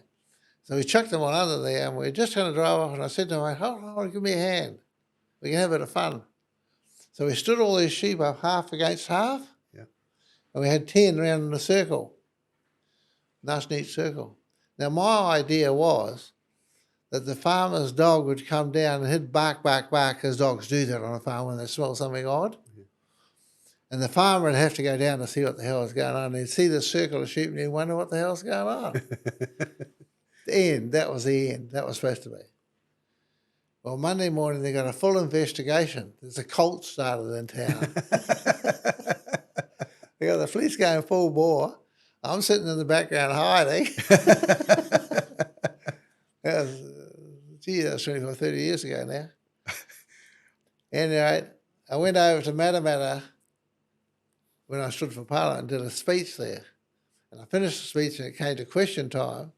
And I said, any more questions? And this voice from way down the back of the room said, Bob, what happened to the sheep? Oh, gosh, that's the old story, looking for a joke. Yeah. But I'd say during life we had a good time because we raced stock cars Yeah. ourselves. Yeah. I had 4 cars, by the way, and we used to race those all over the place. Got next to nothing, $10 if you win, after you paid out about $30 in gas. Yeah. But we had a good record. We won every championship going, and then we changed to dragster racing. Yeah. We had the New Zealand record, the fastest car for 7 years, I think it was. That was Lewis Weimer was my driver. I didn't drive. I didn't particularly like driving. Too fast for me. Over 200 miles an hour and a quarter mile. It's fair moving. But I like to set the car up, get it going. Yeah. And so we were very successful with that. Yeah. And then I got married. Yeah, whatever. Yeah. But, I was thinking about what you were saying about the, like not necessarily one people moving forward at the minute. We seem to be kind of segregated, and you were talking about the names of places and things in Te Reo Maori. I was interested to see your old nemesis Winston Peters saying the same thing on Yes, TV yes. the other day. Maybe you've got something in common. well, yeah, in actual fact, I'd already told someone about this. I was getting a bit annoyed about what was happening. And blow me heart, it was only about a week ago, Winston said it, yeah. Yeah, yeah. Look, Winston is a clever guy. I mean, he's just a bit lazy, that's all. When we went to the select committee meetings and things like that, Winston would be on some of the groups and had to go to there. He would, you might know the system, on a Monday night, make sure I'm right here. On a Monday night, we used to get a heap of papers that big, 2 inches thick. And we had to read anything that concerned us. We had to read that by Tuesday lunchtime. Because what had happened, we go to select committees to discuss them, you see. Winston had never spent any time. He'd arrive at the select committee with the thing still wrapped up. He hadn't read it at all. But otherwise, I think Winston was quite clever. Why did Winston get beaten in Tauranga? Well, I was well known. I mean, we all agree with that. My name was well known. Yeah. And that was a bigger disadvantage. But why I won it in tongue-tied was Winston kept talking about Bob Clarkson. Bob Clarkson won't win. Bob Clarkson won't do this. Bob Clarkson won't do that. Good on you, Winston. Keep going. More names out, the better. So I made a decision, no public meetings. Now, I might have a few on the street corner and things like that, but big meetings, none. Because if Winston come along to a public meeting, he could blow me to pieces. Right. Because I'm a new boy, you know. Yeah.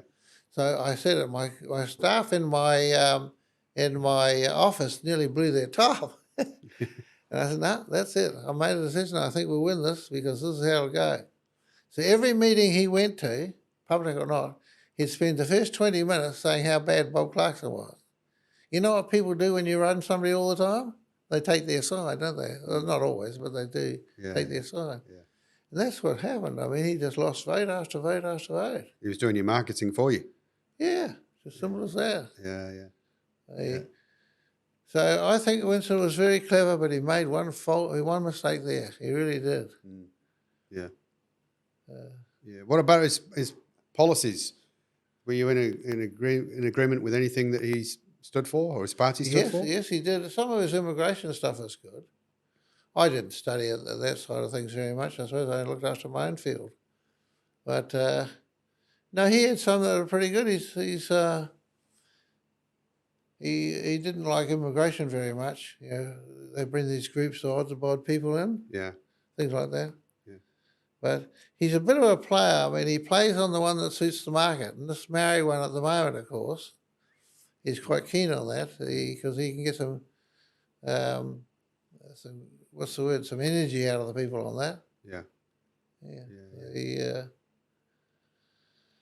Yeah. But as far as a politician, no, we don't need him. I sometimes think we could have played it differently. We could have gone to Winston and said, well, I'll tell you what, you run in Tauranga and win for national, we'll back you 100%, providing you demand toll-free roads. There's one of my pet subjects. I just hit it on the button. Yeah. Toll-free roads. They're the biggest disaster in the world. I can tell. I go to America first. I was taken by a friend of mine down to look at a new toll-free road just down from LA, about 100 miles south from there. They built this toll road, not toll-free, toll road, to bypass some area, and if you paid the toll, you'd save about 5 miles going to work. That's the basis of it. Yeah. They took me down there to show me. This is a 6-lane each way. Now, take how big that is. 6 lanes each way, 2 cars on the whole thing. The whole day, 2 cars. People were just fighting it rather than pay the toll. Yeah. Now, the problem you get here out of Tauranga, you realise, is the expert on toll roads. Major job, the gully one in Wellington was done. Millions of dollars, no toll on that. Yeah. Hang on, we had tolls on our bridge. Yeah. But we had tolls on our second bridge. Did we? No, I don't think we did. Did we? I can't remember now. We got another toll gate out here on the motorway. Well, I think we got a toll on the road out to Tauriko, didn't we? Yeah, I suppose that's probably instead of. Yeah, instead of, yeah. That's right. So that's 2.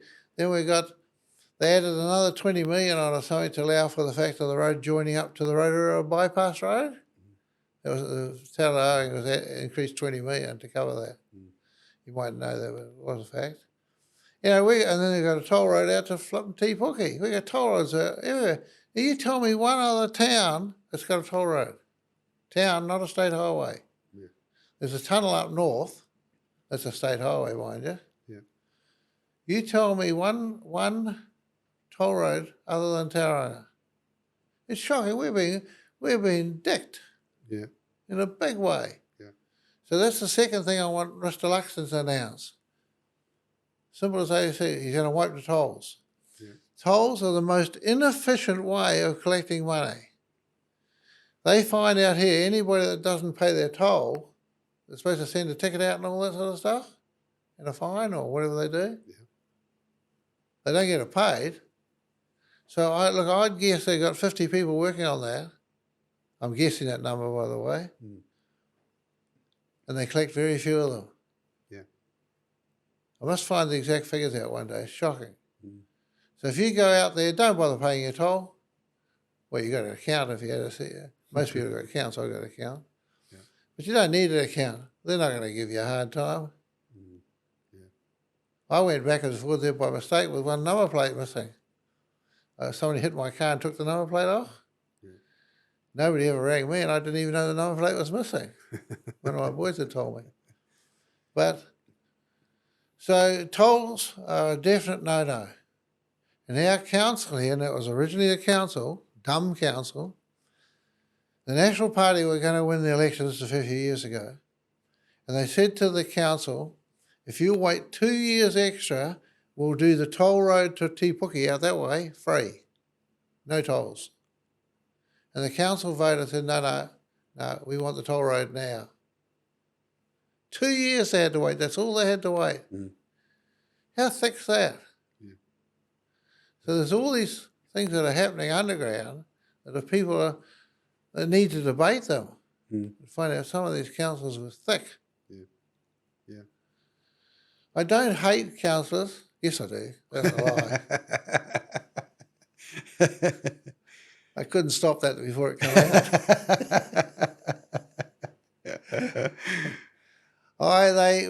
Many years ago when I was a politician, they pulled a paper thing in about Tauranga, and as an MP I had to write a little story about Tauranga and what was going to happen in the future. Yeah. And they buried them out at Tauranga, out at Greerton.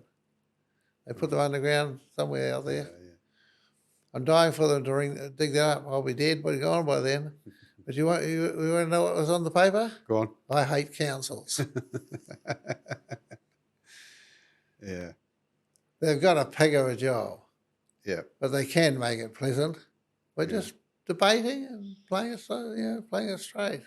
So what in your view, Bob? I mean, obviously, in your life, the amount of interactions with councils must have been huge for all the building work that you've done and over the years. So you've got a really good experience of working. I was going to say working with, maybe working against or trying to work with councils. What needs to change, do you think, to make things better? Not just from a development point of view, but because some sides of the fence would say, well, it's all about making money.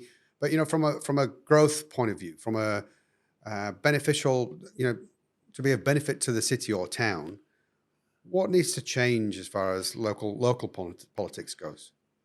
I think that one of the main things, especially when you get into the building area, we need people with more skills that can make instant decisions.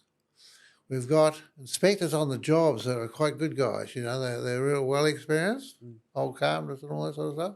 No argument there. But when you get into the official type at the big office, the problem is some of them can't make an instant decision, so they put a RFI on it. Do you know what that is? Yeah. They put a question out, and as soon as they put the question out, the movement of that plan stops. And it never moves forward. So they're supposed to have the plan out in 20 days, so they just put a stop on it until somebody finds the answer. If you had more experienced people checking your plans, you get them done twice as fast and you get the right answer. We don't have that. Well, the second thing, if they had more experienced people there, your engineer or yourself, whoever's doing the building, could go and have a quick meeting with them. That's what we used to do in the old days. And they'd say, well, we need this, we need that. Yeah, we'll do that, do that. Hey, that's not right. Something's wrong. Yeah. And it'd be over and done with them in minutes, if not hours. Yeah. But now we wait weeks and weeks and weeks for things. And it's because they haven't got the experienced staff. Right. There's several things in life that sort of bug me. One is cell phones and things like that. You guys, I don't because I can't use the bloody thing, but you send a text message or all those other funny things you do, there's no personality in that. You send a text out and they answer with a text. If you'd rung them instead, you would have got an answer and an explanation why they did that. Wouldn't that be quicker? Yeah. So I'm a little bit against cell phones. Very, very good for some things. Computers are marvellous sometimes, except I can't work those either. But generally, they take the personality out of everything. So you're getting the same thing in your council. The young guys, or I shouldn't say young guys, but the guys doing the plans haven't got the experience to make an instant decision. Therefore, they can't expose those young people to the builders because they might get shot up. I'll put it that way? Yeah. I must stress the inspectors that come out in the field are really good, but they're usually old carpenters and things like that. So, So what we're talking about really is making sure that we have good communication, open communication, personal, face-to-face communication. With skillful people. So they make a decision in minutes instead of hours. Yeah. Boy, that'll take the pressure off them. I think that's the main thing, actually, just get the right staff. Yeah. They might say, well, you can't get them at the moment. That's a fair statement. Yeah. We just can't get staff at the moment. Yeah. But when it does come right, that's what you want to aim for, good staff. Yeah. And everybody's entitled to a couple of 5-minute meetings with them or something like that. Yeah. It must be hard work, I suppose, but it's got to be a better way. Sure. So while we're solving problems of the world, that's local politics. It's election year. From a national politics point of view, what needs to happen? What do we need in the way of, from your perspective, what do we need going forward in the next few years that's going to improve things for New Zealand? Obviously, we've got global issues that are affecting us, but we've got domestic issues that are affecting us as well. Housing. Yeah. Housing. So keep going. It must be really tough on people that can't get a house. Now, some of them, to be quite honest, don't need a house or don't deserve a house. That's the right word. But if we were running our point system by now, we'd have a good record on those people. We'd tell them why you're not getting a house. because out of 100, you only got one good point. So you're not getting a house. You got to live in a cow shed. So at the moment, we don't have any record very much of any people. Him and I know one house out of Matamata here that's had the kitchen done up in the State House 3 times in, I can't remember, it was 4 years or something. 3 times they had to rebuild the kitchen because it was beaten to death. Why are they in the house? Kick them out. I mean, you might say, well, where do you put them? You can't put kids on the streets, for goodness sake. Well, we need a series of brick houses, don't we? Concrete block houses. Put them in there so they can't wreck them. I'd be real tough because we will help you. Times are tough. We will help you long term. But we're not helping you if you don't help yourself. Yeah. Nice and simple. Don't expect nothing for nothing. Yeah. So and that was a dream with my point system. Yeah. Even if you moved out of that house, moved to Aussie for a couple of years and then come back here, you'd still have your point system. Well, look, I got 99 out of 100. What do you want? So the system would have started working. So housing is the main thing we need, no ifs or buts. And a better way of getting the consents for them. Yeah. I can't believe the trouble they seem to have to go to. You build 6 houses the same, you effectively got to have 6 sets of plans. Now there is a bit of amalgamation, but generally you got to deal with each house. There's a better system somewhere there. But, and then that flows on, of course, with your development of land and all that. We need a better system where stop these people going. They spend days and days environment BOP, whatever they call themselves. Yeah. They go around these farms looking for 3-legged ants or some bloody thing, don't they? Whatever it is they look for. Got to stop some of that. I mean, have a quick look, fair enough, but bats, I think it's 2-winged bats, 3-winged bats. They waste a lot of time. And cost. I would hate to think what it's cost Classic Homes out of Tauranga. I would suggest it's cost them 5 or 6 million so far, and they got nothing. That's terrible. So I'd say, yes, speed that up. I don't think it'll ever happen. I've been to states and studied their systems over there. They're just as bad, if not worse. Right. So how are you going to fix it? I don't know. Okay. We need a mayor, a bit like Bob Owens, I suppose. Bob Owens was perceived to be fairly tough, but fair. We need somebody tougher at the top. Right. That really gets stuck in and get things done, you know. Yeah. And then we got just the council itself. I cannot believe that they're building a new council building completely out of wood. Did you know that? Yeah, I'd heard that, yeah. That's going to cost a bob or two, man. That's just, I think that's crazy. And the second thing, it's been built by a place in Auckland. What's the matter with our builders here? They'll say we haven't got enough staff here to do it. Well, wait till we do have. Those are rainy day jobs. The main thing that seems to float around is the council has no debating now. Cameron Road, for example, over here. They've put no parking now in front of some shops up there. Have you ever had a look at that? Yeah. That's stupid. Whose bright idea was that? Now, if they'd debated that, that would have come out earlier on in the piece, wouldn't it? I mean, it simply would have been picked up. Yeah. But no, they're not altering anything, or very little at any rate. So now we've got these shops trying to get business, they've got no parks. Yeah. That doesn't make sense either. No. Bob, I read an article, I think it might have been even like 10 years ago, something, I think it was in the Bay of Plenty Times at the time, with you, and you said that I think you were in your 70s, early 70s at the time, and you were talking about councils and saying that you're going to be bothering councils for the next 30 years. Going to be? You're going to be bothering the councils still for the next 30 years. So, at this point in time, that's 10 years on, you're still building. What's left for you to do? What do you want to achieve I was going to ask you about your legacy. You've already got a legacy in this town, and that speaks for itself. But what do you want to achieve personally? What's next for you? Anything?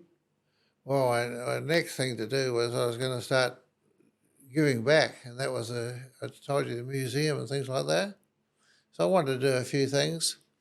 I like that. Certainly, I got a heap of dough when I sold everything. I sold all the buildings, not all of them, most of them. Though. So I was going to start giving back, and that I could hand contracts out for that. So even though I'm affected a bit by Parkinson's, I can still write the checks out. Let's put it that way. Yeah, yeah, And do it by contract. yeah. But the way the council's gone now, and chopping my stadium down out there, they're not getting a penny. You get hell. So what do I got to achieve? Well, that's difficult now.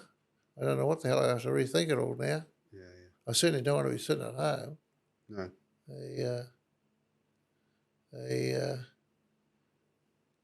My foreman said if we stop building, he's going to go home and hang around with his wife for a while. God, he must be desperate.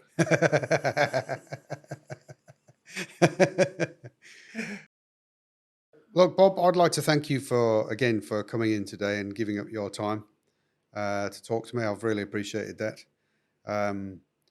I am a big admirer, a big fan of yours, of what you've done over the years for this town, and the role that you've played in the development of it and the growth of it. So thank you for that. Yeah. Whatever you do next, whether it's continuing to build the buildings or doing something different in keeping busy, I wish you all the best with that. Thanks. And all this and continued success. But thank you very much for your time. I've really appreciated it. It'll do. Well, I hope in a few years' time to come sit in the same place here and tell you that I've done another 4 or 5 buildings, half them for the town and half for me. That'll be nice. That'll be great. Yeah, fingers crossed. Exactly. Thank you, Bob. Cheers. No problem. As you will hopefully know by now, if you've seen other episodes, this segment of the podcast is all about wisdom worth sharing. At the end of every interview, I look back as part of the editing process and discover some of the gems that came out during the conversation and summarize them here. I tend to say nice things about all of my guests because they've all been great guests, great people, and I'm genuinely grateful to have had them on the show. None more so than Bob Clarkson. When I first came to New Zealand and arrived in the small town of Tauranga, it seemed Bob Clarkson was a name that everybody knew. There are a number of individuals who have contributed to the growth of the city, and Bob is certainly one of them. His prolific work in the commercial sector has provided opportunities for businesses to grow and for many others to come to Tauranga and establish themselves in this region. These businesses have consequently provided work opportunities for the growing population. Without people like Bob, with the foresight, work ethic and determination that he has, there wouldn't be the growth and progress that we've experienced. It may be the less than optimal higher level management of that growth by local authorities that has led to a huge land prices and high values in property. This is making it almost impossible for younger generations who have grown up here to buy property in their hometown. That's been a significant focus for Bob over the last 20 years, but sadly up to now, he hasn't been able to do what he believes is needed to ease that situation. And I'll come back to that shortly. But suffice to say, Bob hasn't shied away from a challenge and has never been scared of hard work. Working 20-hour days most of his life, he's made things happen. He's not one of these guys who just sits in the office all day and the real work gets delegated. Don't get me wrong, Bob has no doubt had great people around him who have also worked very hard, following his example. The example he's set is by doing the work himself. He's told me that he loves nothing more than being in his big digger out on site doing the work. He literally is Bob the Builder. It's not about the dollars though, Bob says. It's about achievement. And the dollars are just a way of measuring that achievement. He's famous in these parts for building a stadium here in Tauranga, for stock car racing and for rugby. He loves stock cars, although he didn't race them himself. But he felt that stock cars was a great way to give families something to do together, to be together. He believes that the fibre of our society stays intact when we work hard and play hard together. That stadium cost him $24 million of his own money. And when pressured by council, he sold it to them, but for half the price, $12 million. He didn't want people to think that he was making money out of ratepayers. And now, after 20 years, the stadium is potentially set to be pulled down due to new plans the council has. Bob and a huge portion of the community are upset that this is happening. Bob built that for the community, gifted it at a bargain price to the community, and now he sees it's been pinched by the organisation leading our community. Bob said that it's caused him to rethink his plans for giving back and investing in other projects, like a museum, for example. He's a capitalist with a socialist hat and wanted to invest in the future of our community. Now, whether the plans for the stadium will in fact prevent Bob giving back more, as he says, I don't know. But he's already given a huge amount, and much of it most people will never probably know about. You can tell that Bob absolutely loves doing what he does, and that's important. It's an important point for all of us, to enjoy what we do.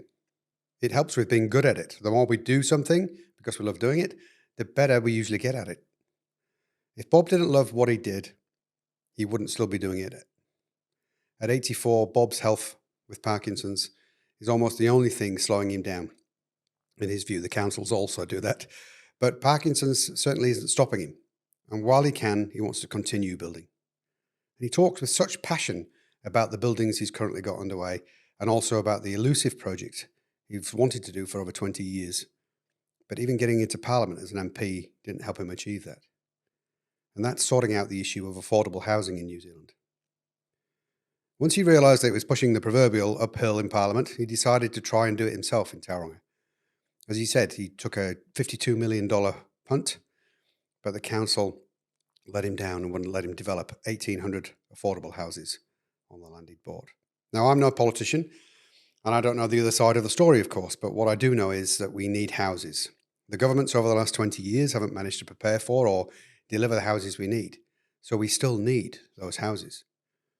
Whatever the reasons were back when Bob was trying to get approval for his housing project, surely they need to be looked at again, with the question of how can we? Bob feels like this has been a personal vendetta against him, if you like, but surely our politicians aren't preventing solutions just because of personality clashes. Bob has relayed that on many occasions he feels that he's been blocked because he's going to make a lot of money out of the project. And that could be argued either way. But we need people like Bob working hard to make money. Otherwise, these projects would never happen. And then where would we be? Should we begrudge hardworking people making money, or should we encourage them to do so? The more opportunities council provides for development, the more properties there are available. The more properties there are available, the more competition there is, and the housing market would regulate itself, price-wise. Now, I'm only hearing one side of the story, but I also know that Bob has considered the other side in trying to work out why he's faced such issues. He told us during the interview that his advice to his team when they're dealing with something or someone difficult is to get away from the argument, jump the fence and see things from the other person's point of view. If they take talking crap, he says, tell them. But you might just learn something that changes your mind. And this is great advice. And I'm reminded of Viktor Frankl's quote about the space between stimulus and response. Creating a bigger space between the stimulus and response, as Bob suggests, allows us the opportunity to have an open mind when listening to the other side. And maybe if all parties could do that, we'd live in a much better place. When I met with Bob after the interview, he said to me that it doesn't matter what you have, what you've achieved in life, how much money you've got. It means nothing if you haven't got your health.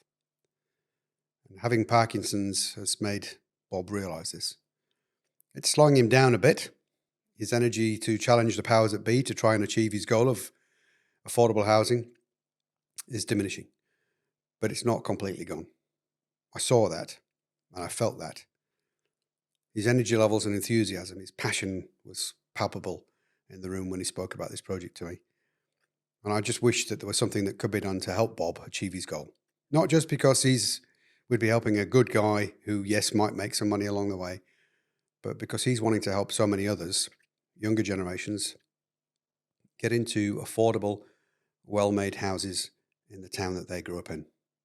Now, maybe I'm naive in thinking this, but maybe some of you can think of ways that we can help influence the powers that be to reconsider this project, to look at other projects like it as well, and to not block progress, but to give the likes of Bob a chance to keep building something this community and its people need: more homes. If you have any thoughts or ideas, let me know and I'll gladly pass them on to Bob. Maybe you could help with achieving something extremely valuable for our community. My last words on the interview with Bob relate to his general sense of humour and his positive outlook. He has always wanted to enjoy doing what he's doing and have a laugh along the way, and humour plays a big part of his life. His first speech as an MP in Parliament is a good indication of that. And I agree with Bob. I think we all need more humour in our lives. Something that Bob actually didn't say during the interview, but always does when you part company with him, is keep smiling. It's just 2 words, but they're quite powerful. When Bob says those words to you, you know he means it, and they actually make you smile. It's then up to us to work out how we can keep smiling. What is it that we need more of in our lives to enable us to turn that frown upside down and spend more of our time being happy about the things that we have to be happy about, rather than focusing on the doom and gloom? We can always find things to be unhappy about, but we can choose where to put our focus. Choose whether to smile or not. Let's all start noticing what makes us smile and do more of that. Hopefully, you've been able to make or take away many insights from this interview that you can apply to some aspect of your life, work, and legacy. Use them. Share them with others. As I always say, sharing is like teaching, and teaching helps us retain what we've learned and enables us to commit to change, which is always necessary if we are to enhance our life's work. I hope you are happy, safe, and successful in all that you do. And remember, live a life that's a story worth retelling. I'm Steve Worsley, and I look forward to seeing you next time on Life's Work, the podcast all about wisdom worth sharing.